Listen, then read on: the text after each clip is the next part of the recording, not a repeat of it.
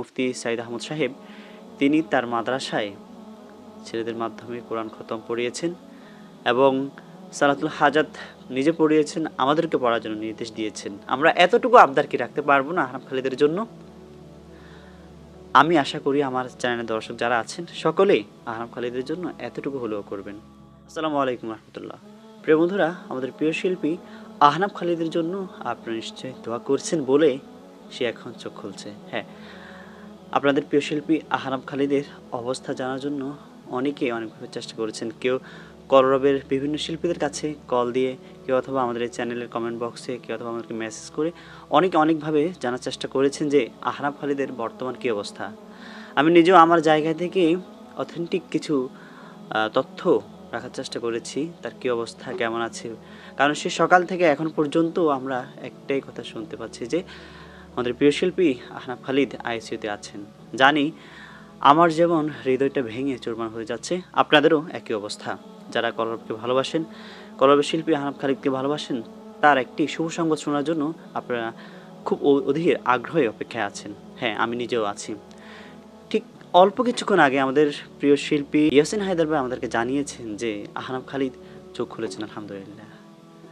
তার মানে হচ্ছে সে সকাল থেকে হয়তোবা চোখ খুলে এই পৃথিবী দেখেনি।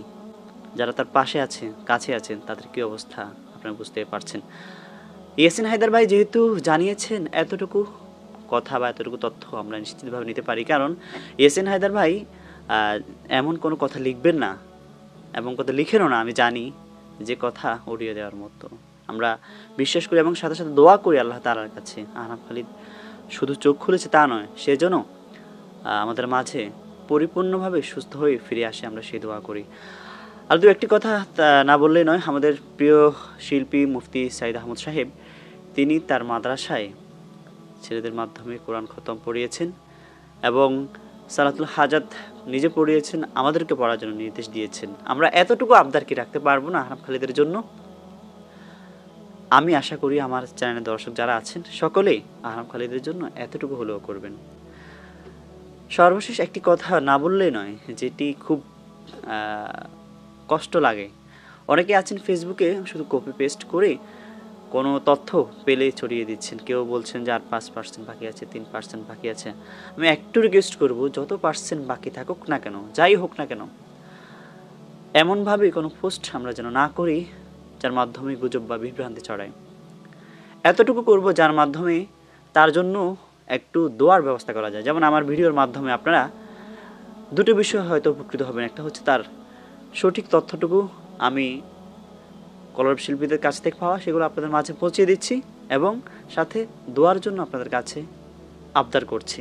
তবে হ্যাঁ, ভুল কোনো তথ্য আমিও যেন না ছড়াই, আপনারাও যেন না ছড়ান। আর যত পারছেন বা বাঁচার সম্ভাবনা দেখা বা আপনারা পেলেও আমি বলবো যে শুধু দোয়ার আবেদন করুন। এখানে পারছেন বা কী অবস্থা এগুলো না বলে শুধু তার জন্য যেন আমরা সবাই মন ভরে দোয়া করি, খাস করে দোয়া করি, সেটাই কামনা করি। আশা করি আল্লাহ তাআলা তাকে ধাপে ধাপে আগের মতো সেই সুস্থ জীবনে ফিরিয়ে আনবেন। আমরা সে দোয়া করি। ভালো থাকবেন, সুস্থ থাকবেন। আর মন চাইলে যদি ভালো লাগে ভিডিওটি শেয়ার করে দিবেন। আসসালামু আলাইকুম রহমতুল্লাহ।